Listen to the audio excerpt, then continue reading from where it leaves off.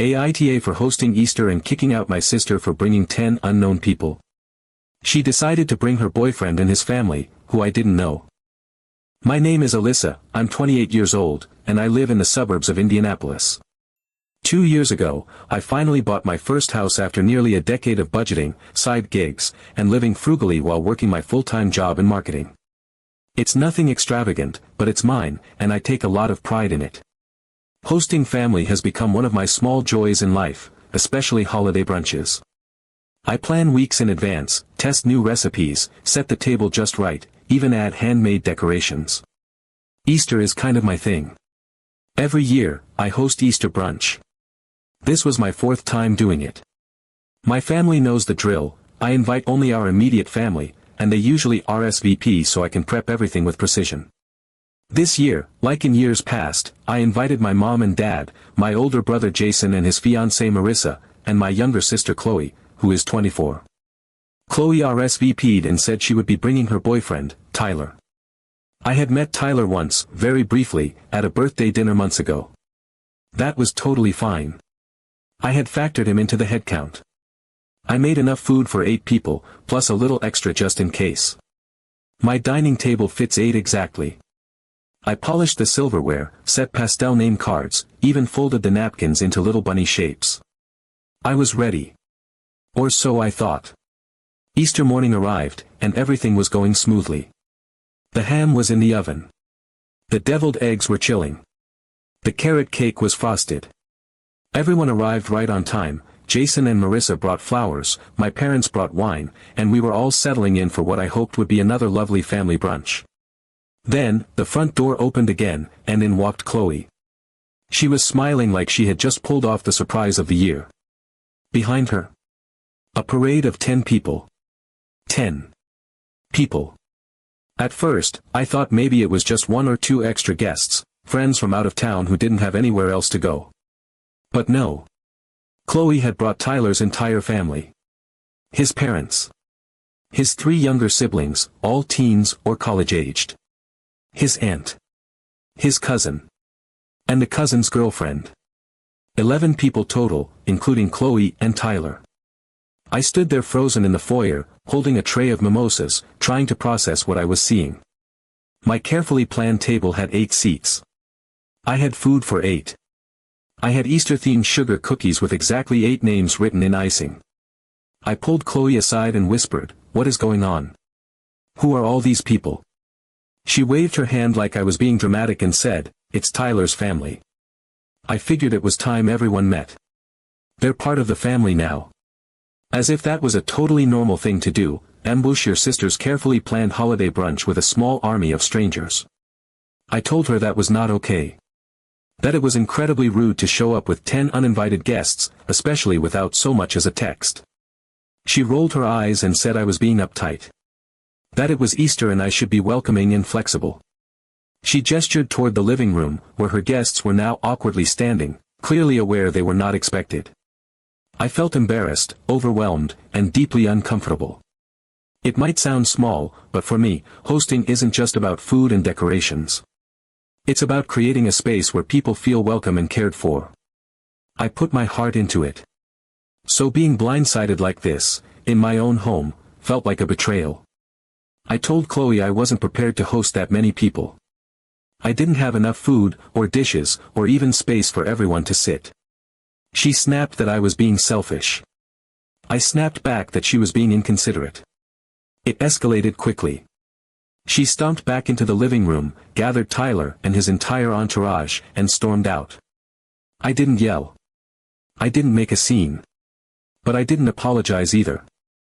I stood by the door as they left, closed it behind them, and turned back to face my family, who were now all sitting in stunned silence around my picture-perfect dining room.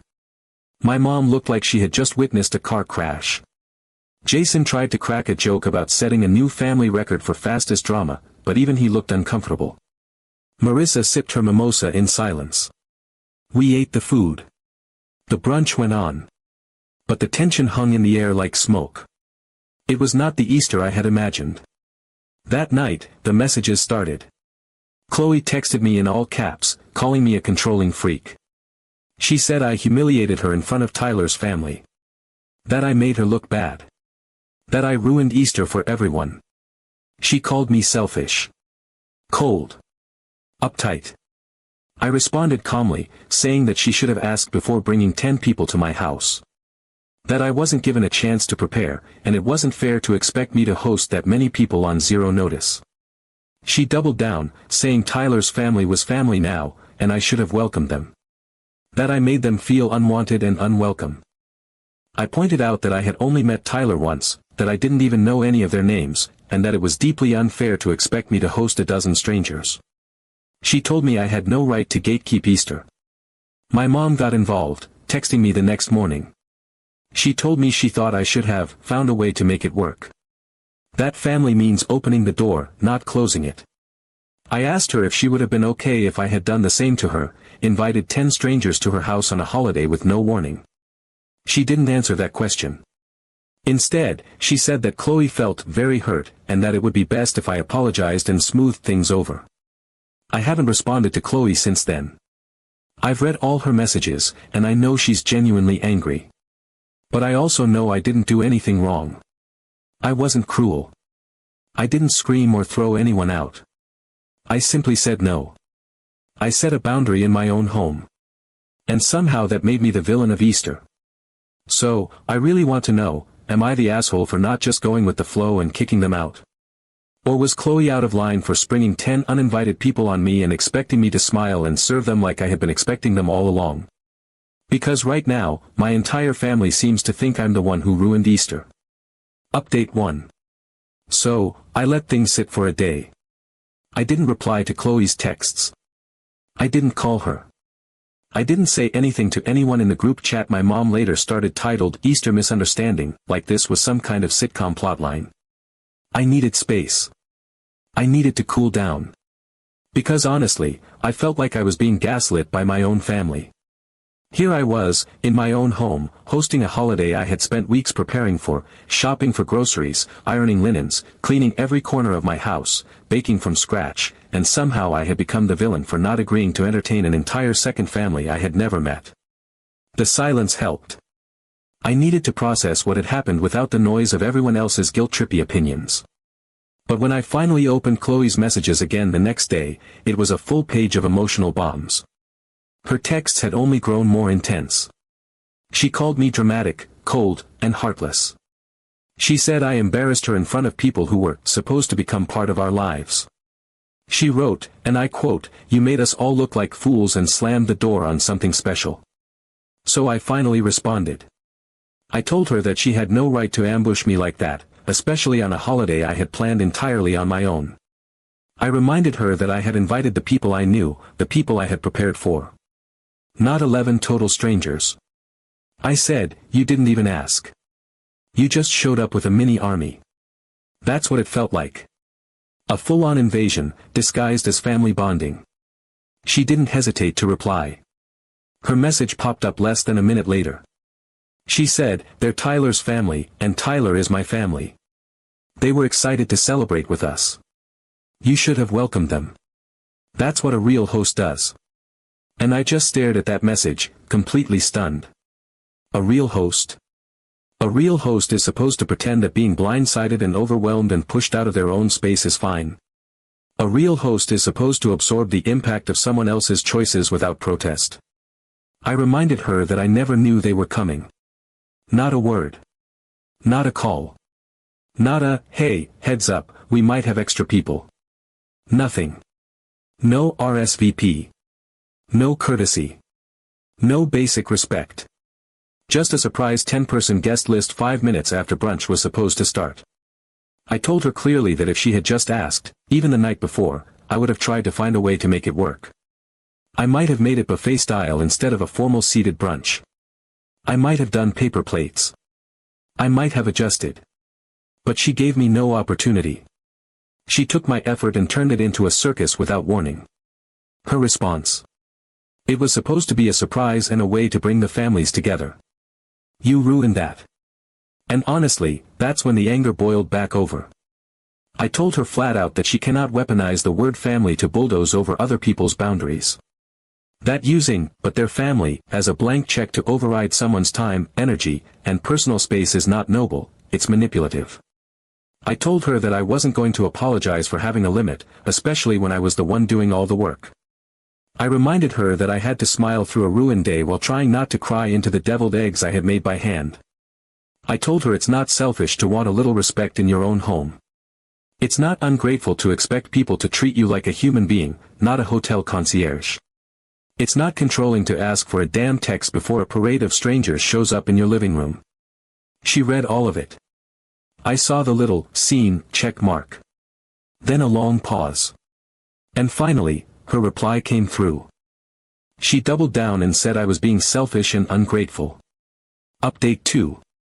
I honestly believed that after our argument, Chloe would take a few days to calm down and reflect. I thought we'd both take space, regroup, and cool off like siblings do after a major clash. I had stood my ground, laid everything out calmly but firmly, and I truly believed that once she processed it, she would at least understand why I was upset. I even told our mom on the phone the morning after Easter that while I was hurt and disappointed, I didn't want to hold a grudge. I said I needed time, that I didn't want to keep the feud going, that I just wanted to be left alone to sort through everything in peace. Well, apparently Chloe heard that as, great, the door is open again. It was around 3 p.m. the very next day. I was in full post-hosting mode, wearing sweatpants, hair a mess, no makeup, no bra, the whole works. I was mentally and physically exhausted. I hadn't touched the mountain of dishes in the kitchen or even put away the serving platters. My back still ached from hauling chairs up from the basement. I had planned to do nothing but drink coffee, scroll mindlessly on my phone, and maybe cry a little while watching a baking show. That's when I heard it, the doorbell, followed by persistent knocking. I peeked out my window and my heart dropped straight into my stomach. There they were. Again. Chloe, Tyler, and the entire extended ensemble. 10 people. Standing on my front step like they were about to film a holiday special. They were holding grocery bags, takeout containers, covered dishes, and one of Tyler's younger siblings was actually carrying a folding table. I thought I was hallucinating. For a full second, I genuinely believed I must be dreaming.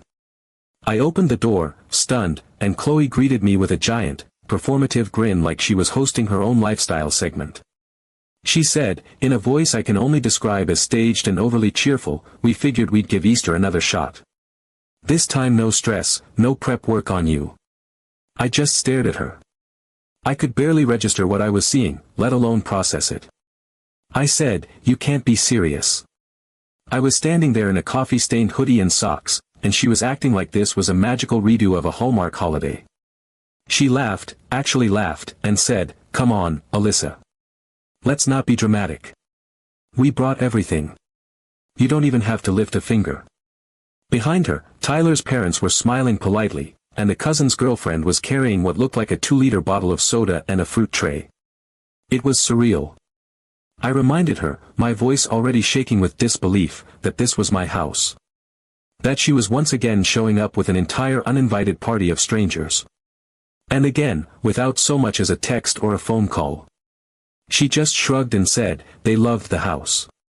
Tyler's little brother said it's his dream to live in a place like this.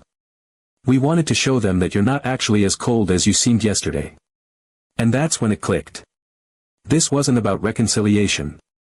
This wasn't about making things right. This wasn't even about Easter. It was about Chloe salvaging her reputation in front of Tyler's family.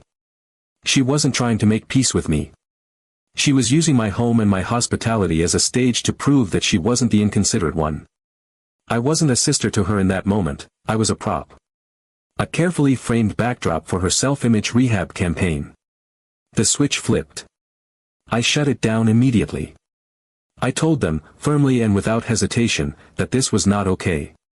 That it was not acceptable, not welcome, and not going to happen. I looked directly at Tyler's parents and said, politely, but clearly, that I was sorry they had been dragged into this awkward situation, but Chloe never got my permission. This wasn't some open-door gathering.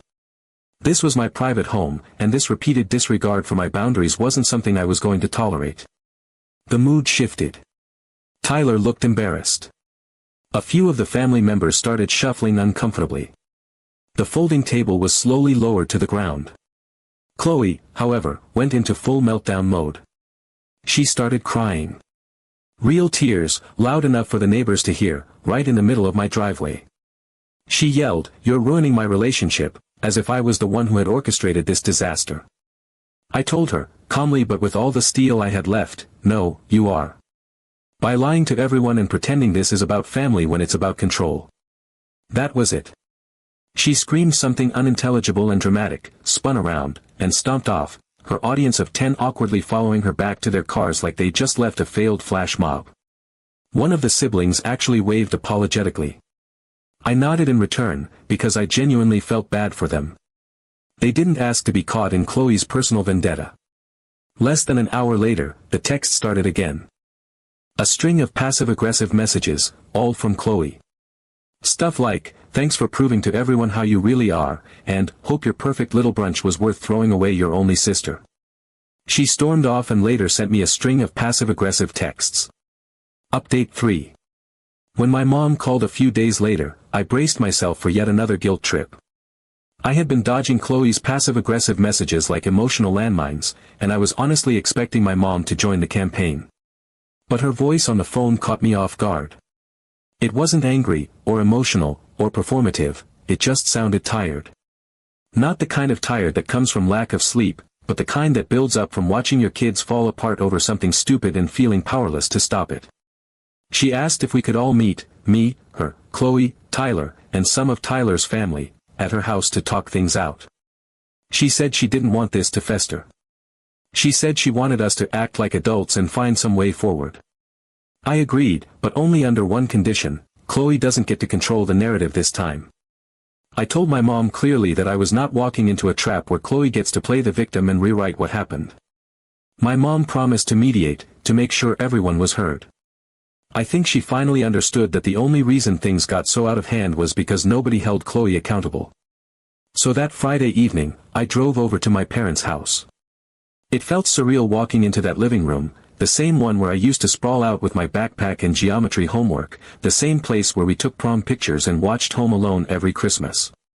But now it felt like neutral territory, a courtroom disguised as a suburban living room.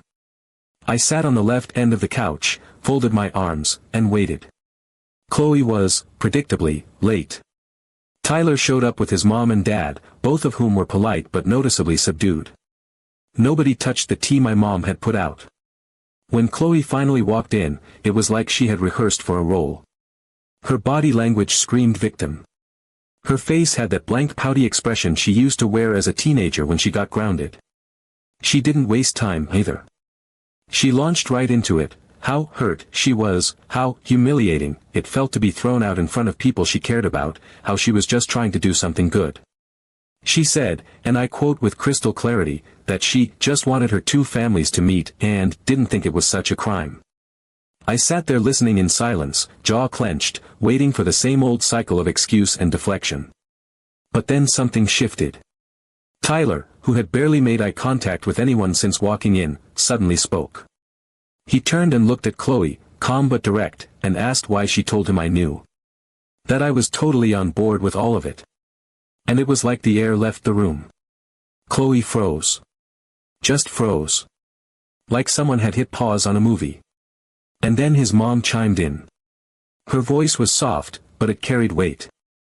She said that they would never have shown up unannounced if they thought I didn't know. That they brought wine and homemade desserts because Chloe had told them I was excited about them coming. She looked at me while she said it, and I could see genuine regret in her eyes. Not judgment. Just sadness. Like she realized they had walked into something that wasn't what they were told. I felt my stomach drop. Hearing it like that, from people who had genuinely believed they were invited, who had gone out of their way to bring thoughtful contributions and try to make a good impression, it made everything so much worse. Chloe hadn't just assumed it would be okay. She had deliberately lied. She had manufactured consent where there was none, all to create the scene she wanted, the social moment she had dreamed up in her head. I wasn't just disrespected. I was manipulated. Everyone was. I turned to her and asked, as calmly as I could manage, why? Why would she do that? Why would she lie to her boyfriend, to his family, to me? Why would she drag everyone into something they didn't consent to just to force a narrative? And she snapped, not with anger, but with that frustrated, desperate tone that only shows up when someone is cornered and running out of excuses. She said she wanted it to go well. That she thought if we all just met and had fun, I'd forget about being mad. That I wouldn't care once the pictures were taken, the table was set, and the laughs were flowing. And that right there told me everything I needed to know. She didn't trust the people around her to choose to go along with her plans. She had to engineer it. Script it. She treated us all like props. Like if she could just orchestrate the vibe correctly, the rest would fall into place and no one would notice she had bulldozed everyone to get there. I reminded her that she never gave me the chance to say yes or no. She didn't respect my boundaries, didn't ask for consent, and then doubled down when I didn't play the role she had assigned me. And the worst part? She came back the next day to try to stage a sequel, without ever asking. There was a long silence after that. One of those moments where time stretches out and everyone in the room is collectively realizing that something they thought was just a disagreement actually had roots deeper than they imagined. Tyler looked crushed. Not angry. Just disappointed in that quiet way that sticks. His mom looked at her lap. His dad hadn't said much all evening, but he gave me a small, respectful nod, like he was acknowledging the emotional weight of everything that had just been said. My mom, to her credit, didn't sugarcoat anything.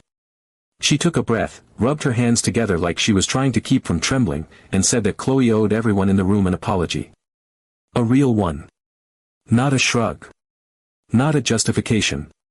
A full-stop apology for dragging them into a lie, for putting me in that position, for trying to rewrite the story in her favor at everyone else's expense. Chloe didn't respond right away. She looked at me, then at Tyler, and then back at the ground. When she finally did speak, it was barely a whisper. One word. Sorry. It wasn't a speech. It didn't come with tears or dramatic flourishes. But it was something. The first crack in the wall. Tyler's family handled it with more grace than I would have expected. His mom said she appreciated the clarity and that they respected boundaries, that nothing like this would ever happen again. His dad added that it was clear I cared about my family and my home, and that he admired how I had handled myself. Tyler didn't say much more, but the way he glanced at Chloe as they were leaving told me this conversation wasn't over for them.